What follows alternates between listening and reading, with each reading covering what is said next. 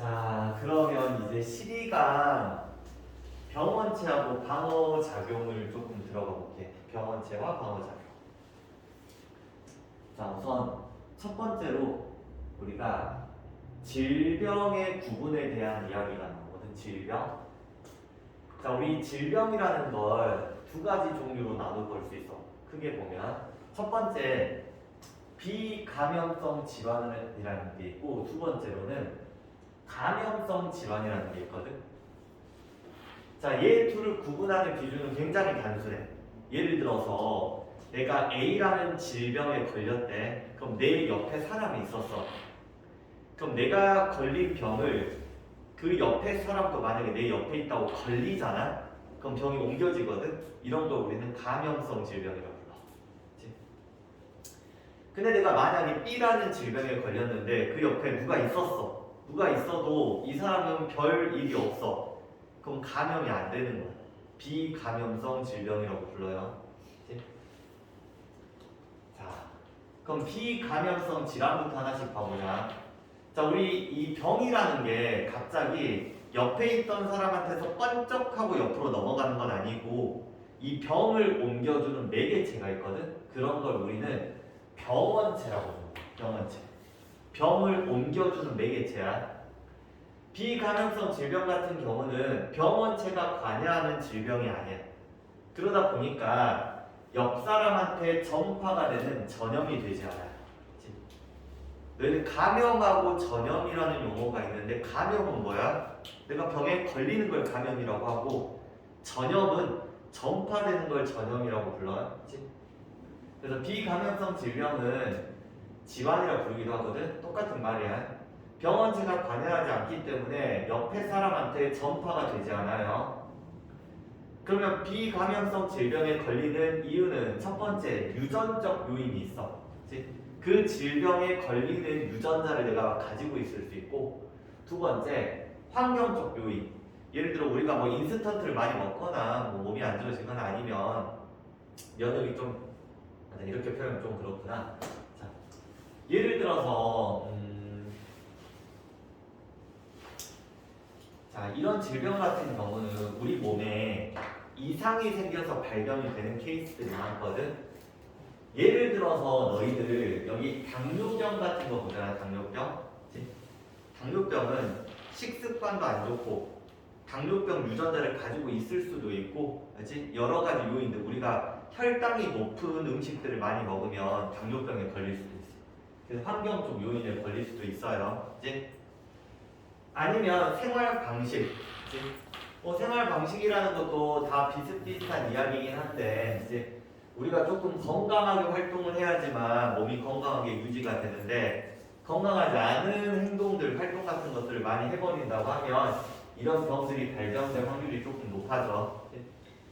자, 그래서 예시로 한번 봐보자. 첫 번째, 고혈압.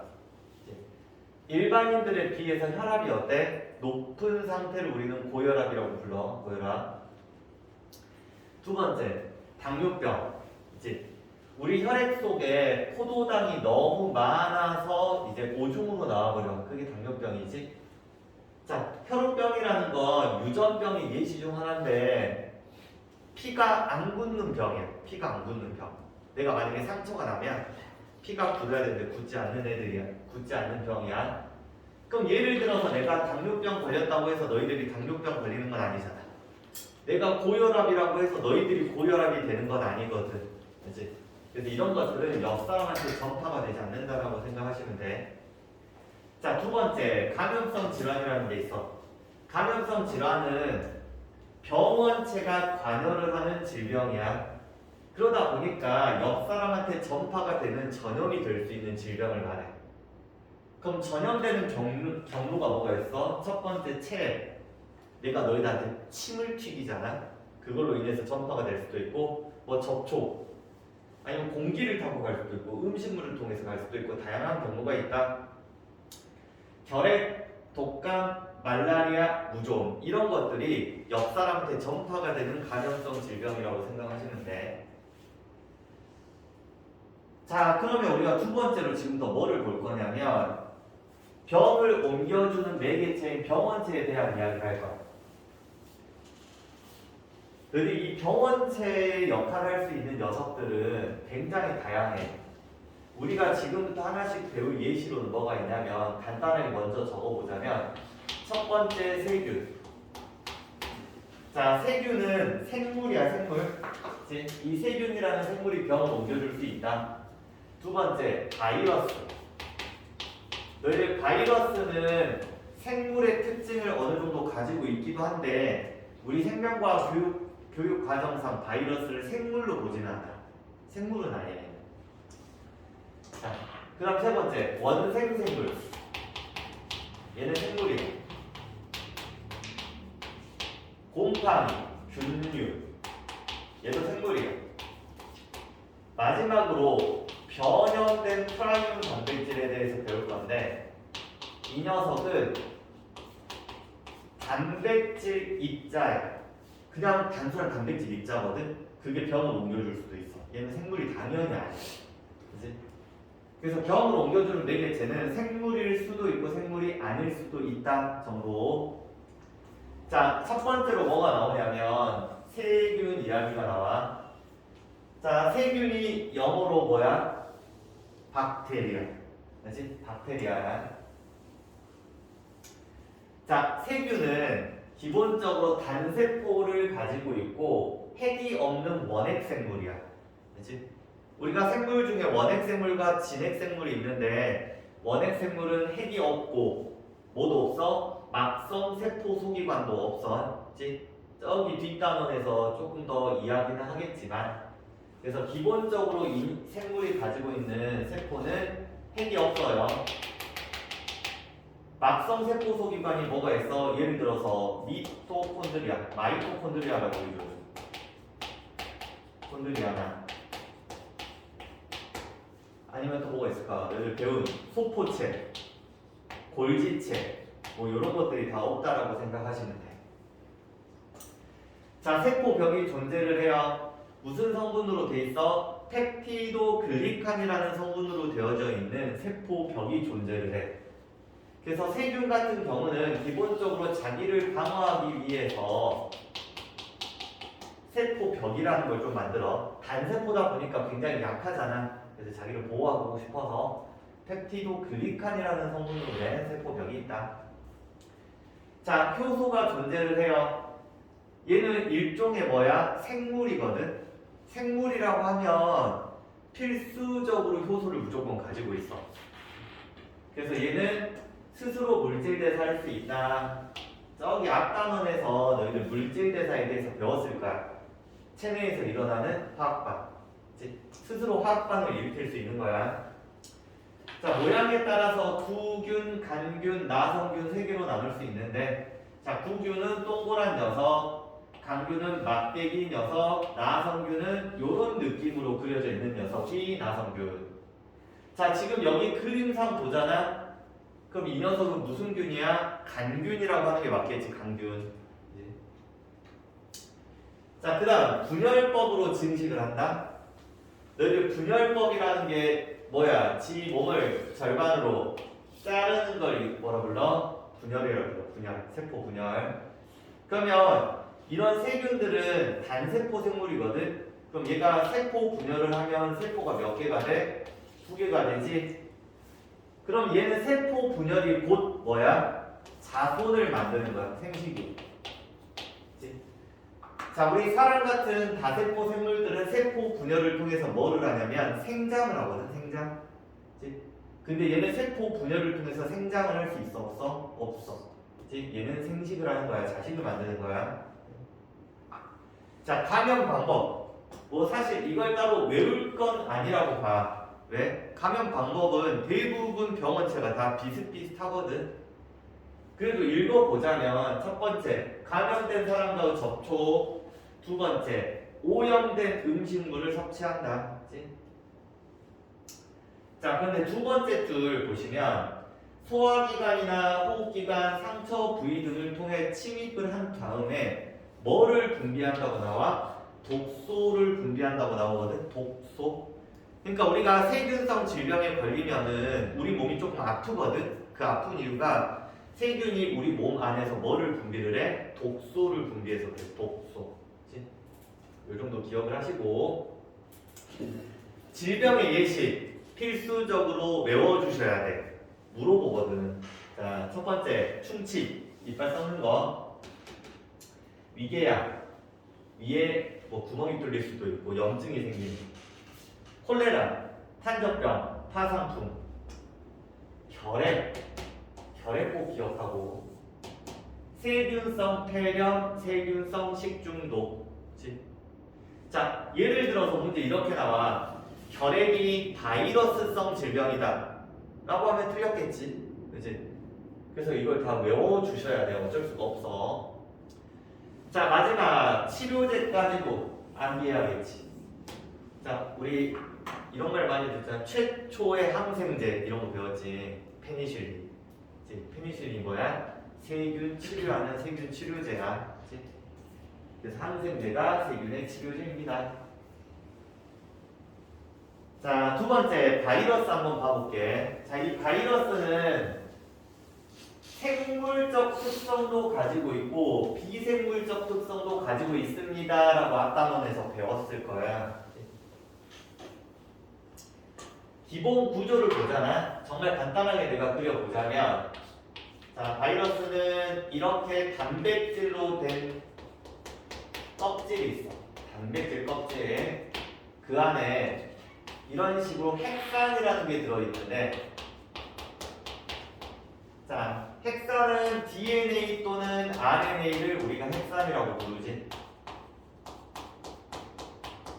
자, 바이러스는 일반적으로 핵산 2개 중에서 한 종류만 가지고 있어. 한 종류. 예를 들어서 DNA를 가지고 있으면 그 바이러스를 DNA 바이러스라고 부르고, RNA를 가지고 있으면 RNA 바이러스라고 불러. 그럼 물론 당연히 예외적으로 DNA, RNA를 동시에 가지고 있는 바이러스도 있기는 있거든. 근데 전반적인 평균적으로 봤을 때 일반적으로는 둘 중에 몇 개만 가져? 한 개만 가져. 바이러스는. 우리가 알고 있는 대부분 바이러스가 다 그래. 자, 최근에 유행했던 바이러스 중에 코로나 바이러스는 가장 대표적 RNA 바이러스예요. 핵산으로 RNA를 가져요. 그 바깥쪽에 껍질이 있고. 자, 그럼 바이러스 특징 한번 봐봅시다. 자, 첫 번째, 대부분 세균에 비해서 크기가 작아. 크기가 작고, 두 번째, 비세포 구조다. 굉장히 중요한 말이지. 비세포. 절대로 바이러스한테 세포라는 표현을 쓰면 안 돼. 그치? 너희들 세포를 가지고 있다는 표현을 쓰려면 기본적으로 뭐가 존재해야 돼? 세포막이 있어야 되거든. 세포막. 그러면 우리가 말하는 세포막은 뭘로 구성된 세포막이야? 인지질 이중층으로 돼 있어야지만 우린 그걸 세포막이라고 인정을 해요. 선생님, 단백질 껍질이니까 단백질 막이라고 해서 얘도 세포막이 될 수 있잖아요 라고 생각하시면 안 돼. 그치? 우리가 말하는 세포막은 인지질 이중층입니다. 자, 얘는 막성 세포 소기관도 없어요. 그래서 세포라고 불러줄 수는 없어서 비세포 구조야. 자, 두 번째, 자기 자신의 효소가 없어. 그 말은 즉슨 스스로 물질 대사할 수 없다는 말이겠지. 자, 세 번째, 네 번째, 살아있는 숙주 내에서만 증식을 한다. 자, 무슨 말이냐? 얘는 지금 이렇게만 보면 단백질과 핵산 덩어리거든. 다르게 표현하면 이걸 뭐라 불러? 결정이라고 부르지. 결정 상태라고 표현을 하는데, 바이러스가 바깥에 이렇게 가만히 있으면 얘는 그냥 단백질하고 핵산 덩어리야. 아무 일도 벌어지지 않아. 근데 그게 우리 몸에 들어오잖아. 그럼 우리가 뭐가 되는 거야? 숙주. 자, 그럼 우리 몸에 굉장히 많은 것들이 존재하지. 우리 몸에 뭐도 있어? 효소도 있고 이제 영양분도 있고 많잖아. 그러면 이렇게 생각하면 조금 편해. 바이러스가 내 거를, 숙주 거를 마치 지 것처럼 쓰는 거야. 알지? 그래서 뭐처럼 행동을 해? 마치 생물처럼 행동한다 정도. 그래서 얘는 살아있는 숙주 안에서만 증식, 숫자를 늘릴 수 있어. 밖에서는 숫자를 늘릴 수가 없어요. 자, 또 추가적으로 너희들 바이러스에서 무슨 말 쓰면 안 돼? 앞단원에서 배웠을 거야. 분열이라는 말을 쓰면 안 돼요. 바이러스는 절대 분열하지 않아요. 너희들 분열이라는 말은 뭐였어? 하나를 절반 잘라서 두 개 만드는 걸 분열이라고 부르는데 바이러스는 세포 분열을 할 수가 없어. 세포라는 말조차도 틀렸을 거고 분열이라는 말도 안 돼. 바이러스는. 자, 감염 방법 봐봅시다. 감염된 사람과 접촉. 바이러스에 감염된 혈액을 수혈받을 수도 있다. 예를 들어서 너희들 감기가 바이러스성 질병인데 자, 예를 들어 우리가 감기 걸린 사람들은 수혈을 하면 돼, 안 돼? 안 돼. 알지? 혹시 모르니까. 자, 그 다음 두 번째. 자신의 유전물질을 살아있는 숙주세포 안으로 침투 후에 증식을 한다. 이것도 앞 단원에서 배웠을 건데 자, 어떤 세포가 있다고 해보자. 그럼 바이러스가 이렇게 있으면 이 녀석은 자기의 핵산을 안쪽으로 주입을 하지 단백질 껍데기까지 들어오진 않아요. 그럼 핵산 안에 이 껍데기에 대한 정보도 다 들어가 있을 거 아니야. 모든 정보가 이 핵산 안에 들어있거든. 이걸 이용해서 안에서 뭐를 만들어? 껍데기를 만들지. 껍데기 여러 개 만들고 이거 핵산도 복제를 하고 해서 요렇게 한 다음에 밖으로 나온다라고 생각하시면 되겠지. 그지? 근데 지금 이렇게 숫자를 늘리는 게 분열한 건 아니잖아. 그지? 그래서 분열이랑 표현 쓰시면 안 되고 질병 예시, 감기 너무 중요하지. 독감, 홍역, 구순포진, 입 주변에 염증 생기는 거, 소아마비, 어릴 때 마비, 그치? 수족구병, 손하고 발하고 입 주변에 뭐가 생기는 거, 에볼라, 에이즈 많이 들어봤을 거야. 에이즈, 코로나. 자, 이거 무조건 다 외워주셔야 되고 혹시나 하는 마음에 하는 이야기인데 너희들 감기하고 독감은 바이러스 종류가 달라요. 다른 질병이야. 감기가 독해져서 독감이 된다라는 말을 쓰시면 절대 안 돼. 그치? 창피해요. 그치? 감기를 일으키는 바이러스가 우리 교육과정에서는 아데노바이러스라고 나오거든. 아데노바이러스. 다른 바이러스도 있는데 독감은 조금 친숙해. 용어 자체가 인플루엔자 바이러스라고 불러. 그치? 그래서 옛날에 조류 독감 걸릴 때 조류 인플루엔자라고 불렀지. 인플루엔자. 자, 치료제는 항바이러스제긴 한데 바이러스 종류에 따라서 다른 종류의 항바이러스제를 사용을 해요. 그치? 자, 그 다음 3번 원생생물 봐봅시다. 질병을 일으키는 원생생물은 주로 단세포 진핵생물. 자, 너희들 원핵생물은 누가 원핵생물이야? 세균이 원핵이고 세균류를 제외한 나머지들은 대부분 다 진핵생물입니다. 이렇게 기억하시면 되고 자, 독립적으로 생활하거나 다른 생물에 기생을 하는 애들을 원생생물이라고 한다. 감염된 방법 오염된 음식물을 섭취하거나 또는 원생생물을 가진 매개 생물에 물린다. 원생생물을 가진 매개 생물에 물린다. 자, 요게 중요하지. 그래서 밑에 보시면 예시들이 나왔는데 이 예시로 이걸 좀 설명을 한번 해볼게. 우선 예시 수면병 뭐라고 써있어? 트리파노소마라는 원생생물이 있는데 그 녀석이 채채파리 안에 살거든. 이제 채채파리를 통해서 생명체가 몸 안으로 들어오는 거야. 수면병이라는 게 마치 잠자는 것처럼 죽는데 이제 수면 잠자는 거잖아. 이제 소 잠자는 거 아니죠? 봅시다. 그다음 말라리아라는 게 있어. 말라리아. 자, 말라리아는 말라리아 원충이 모기에 의해서 여기는 거고 아메바성 이질, 아메바성 수막 뇌염이 있다. 자, 말라리아로 좀만 이야기해볼까? 말라리아가 제일 그나마 중요한데 여기 모기가 있어요. 모기. 이거 우리가 뭐 이렇게 표현하는가 하면 학질 모기. 학질 모기. 학질이 말라리아란 말이야. 말라리아. 여기 이 안에 말라리아 원충이 있어요. 말라리아 원충. 이게 원생생물의 이름이야. 이 말라리아 원충이 아무 모기에서나 사는 게 아니라 학질 모기에서만 살아요. 그치? 그래서 우리나라에 있는 모기에는 말라리아 원충이 거의 없어. 있을 수가 없어요. 그치? 그럼 딱 사람이 이렇게 있으면 이렇게 딱 침투한다라고 생각해 주시면 돼. 대부분 다 곤충 매개로 걸린다. 자, 치료제 한번 봐볼게요.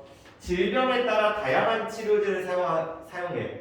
한마디로 각각 질병의 치료제가 어때? 모두 다 다르다고 생각하시면 돼. 다 달라요. 자, 곰팡이 한번 봐봅시다. 곰팡이. 자, 곰팡이는 균류에 속하는데 다세포 진핵생물이야. 다세포, 세포 수가 많아. 너희들 눈에 곰팡이 보여 안 보여? 보이지? 보이면 뭐야? 다세포야. 그치? 진핵. 균사가 존재한다? 너희들 곰팡이 말고 좀 편하게 곰팡이랑 좀 친한 균류 중에서 버섯 이야기를 해보면 버섯이 이렇게 뿌리처럼 뭔가를 갖고 있어. 이런 걸 균사라고 그러지? 그래서 균사를 통해서 어떤 물질을 분비해서 주변에 있는 사체 같은 걸 분해를 해. 분해한 다음에 다시 균사로 흡수할 수 있어. 이런 식으로. 그치? 식물로 치면 약간 뿌리의 역할을 한다 정도로 생각해 주시면 돼요. 자, 얘는 세포벽이 존재한다. 다만 키틴으로 구성되어져 있다. 자, 앞에서 아까 세균은 뭐였어? 펩티도글리칸. 곰팡이는 키틴. 자, 습한 환경에서 잘 살고 포자로 번식을 합니다. 자, 감염 방법. 오래된 감염된 사람과의 접촉, 오래된 음식물 섭취, 호흡기관으로 포자가 침입해서 폐질환, 점막으로 번식하여 염증을 일으킨다. 질병 개시. 무좀. 정말 꼭 하나만 외우세요 라고 하면 무좀. 맞지? 추가적으로 너희들 칸디다증이나 만성 폐질환, 진균성 폐렴, 곰팡이성 식중독 외워두시면 돼요. 치료제 봐볼게. 항진균제. 그래서 세균 치료제 뭐였어? 항생제. 바이러스 치료제, 항바이러스제. 원생 생물은 다양해. 곰팡이는 항진균제. 자, 마지막으로 변형 프라이온 이야기 한번 해볼게. 변형 프라이온. 너희들 이 프라이온이라는 게 실제로 우리들 몸 안에도 들어있는 단백질이거든. 어디에 많냐면 신경에 많아. 신경. 그치? 뭐 뇌에도 있고 신경세포에도 있고 굉장히 다양해요. 그치? 자, 그런데 우리 몸에 정상 프라이온 단백질이 이런 느낌으로 생겼거든. 정상이. 근데 특정한 이유에 의해서, 특정 원인에 의해서 얘가 비정상 프라이온으로 바뀔 수도 있어. 그렇지?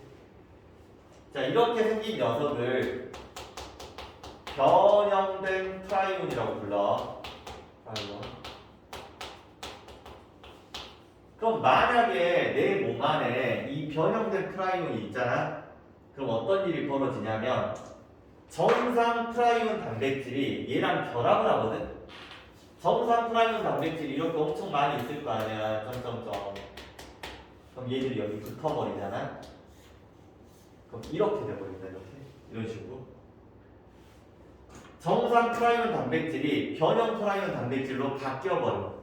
계속 또 여기 붙어버리겠지. 그럼 또 생각을 해봐. 각각이 뜯어져 나가잖아. 그럼 뜯어져 나간 녀석들이 또 다른 정상 프라이온 단백질을 다 비정상으로 만들어버리겠지. 이렇게. 그지? 그럼 무슨 반응이 일어날 수 있어? 연쇄 반응이 일어날 수 있어. 연쇄. 한번 발병이 되면 굉장히 위험해요. 지금까지 살 수 있는 방법은 알려지지 않았어. 그지? 안 걸리는 게 가장 좋은 거야. 예방. 죽지 않는 유일한 방법이야. 유일한 방법. 자, 감염 방법 봐보자. 변형된 프라이온을 포함한 뇌나 신경 조직을 섭취하면 우리가 변형된 프라이온을 얻을 수 있어. 그치? 물론 이거 말고도 원인은 굉장히 다양해요. 예전에 막 이런 경우도 있어. 선생님 이걸 레포트를 쓴 적이 있었는데 이렇게도 걸린대. 우리가 수술을 하잖아. 외과용 나이프로 이제 수술을 하는데 소독이 제대로 안 되면은 거기에 변형된 프라이온 단백질이 남아있을 수도 있잖아. 어떤 사람 수술했을 때. 그 사람 다른 사람 수술해가지고 이렇게 옮겨지는 케이스도 있대. 자, 중추신경계에 축적된 변형 프라이온이 뉴런을 파괴하기 시작을 해요. 그래서 만약에 소가 걸리면 그걸 뭐라고 부르냐면 광우병이라고 불러요. 광우병. 소가 걸리면, 양이 걸리면 스크래피, 사람이 걸리면 크로이치펠트 야코프병. 그래서 실제 소의 뇌를 보잖아. 광우병 걸린 소의 뇌를 보면 구멍이 뚫려 있대. 구멍이. 이렇게 빈 공간들이 생겨나요. 이렇게 사이사이. 그래서 이거는 익혀 먹어도 변형이 안 되거든. 그러니까 일반적으로 단백질은 익히면 변성이 돼서 성질을 잃어버리는데 이런 거는 그거 변성도 잘 안 된대. 조심하셔야 돼요. 자, 우선은 잠깐 쉬었다가 그 다음 내용을 진행할게.